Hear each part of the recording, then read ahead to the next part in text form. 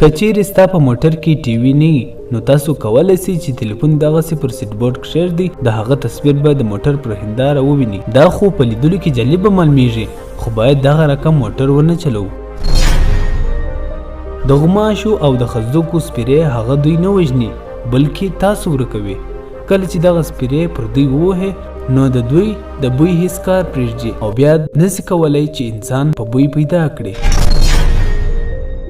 دا کلمان وګورئ په لیدلو کې خو هیڅ جالبه نه معلومیږي خو د دې کلمانو په حقیقت چې خبر سئ تاسو به باور ونسئ. هر کال تر 100 زیات خلک د قلم د لاسه مړه کیږي چې دغه د قلم سرپوش یې په ستوني کې بند سي او مړه سي.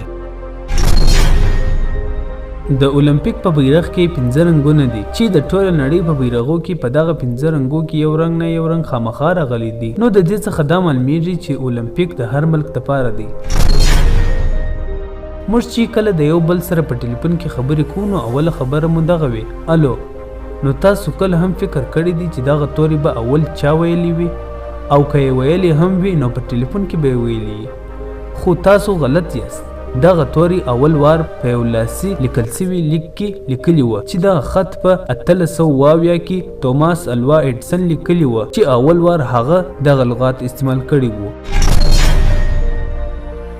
موږ خو کله کله په ځینې کارو کې خپل ځان کنټرولو خو نن به زه تاسو ته یو داسې کار در وښیم که مو چیرې هغه کنټرول یا کابو کوي نو تاسو د دنیا هر شی کابو کولی سئ. هغه د لوږې. لوږې څوک هیڅ رقم نسي کابو کولی.